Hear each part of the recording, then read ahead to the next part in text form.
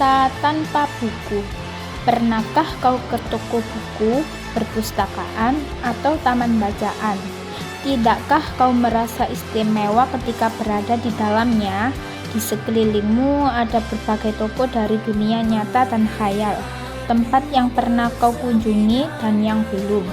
Informasi dan cerita dari masa lalu, masa kini, dan masa depan. Semua berpadu, semua berada dalam genggamanmu. Saat berada di antara buku, tidakkah kau merasa menjadi raja dan ratu? Ruang dan waktu seolah menyatu tanpa batas. Kau bisa terbang melihat sekat negara dan melewati berbagai zaman.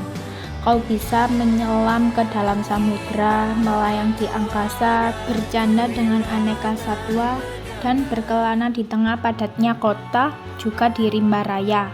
Kau tahu, buku adalah jendela dunia, kunci pengetahuan, dan pintu wawasan. Muhammad Hatta, sang proklamator, berkata, "Aku rela di penjara, asalkan bersama buku, karena dengan buku aku bebas."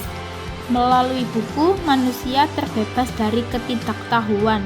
Tempat-tempat yang dipenuhi buku adalah harapan berkembangnya pengetahuan dan wawasan. Apa jadinya jika kota tanpa buku?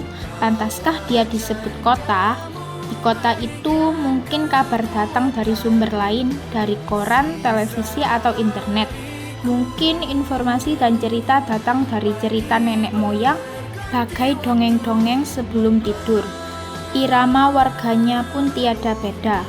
Bangun pagi, bertebaran di muka bumi untuk berbagai keperluan, untuk kembali pulang siang atau sore harinya.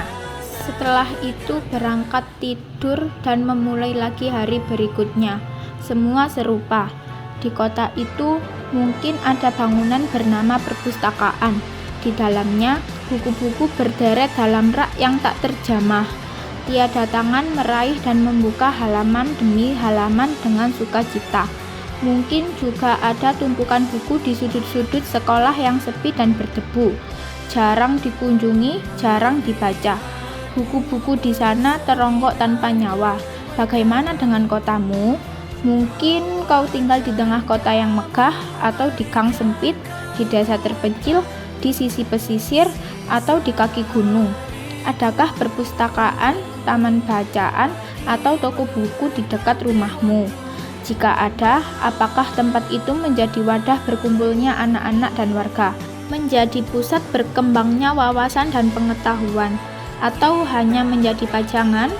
Maukah kau menjadi orang yang menghidupkannya? Kau bisa mengunjunginya dan mengajak teman-teman membaca dan berbagi cerita di sana. Jadikan tempat itu sumber kegembiraan dan pengetahuan. Jika tempat itu belum ada, maukah kau menjadi orang yang mulai menghadirkannya? Kau bisa memulainya dari sebuah sudut di teras rumahmu. Ajak teman-temanmu memulai langkah baru. Jangan biarkan waktu berlalu tanpa buku. Siapapun dirimu, bersahabatlah dengan buku. Dia akan menjadi teman setiamu sepanjang waktu.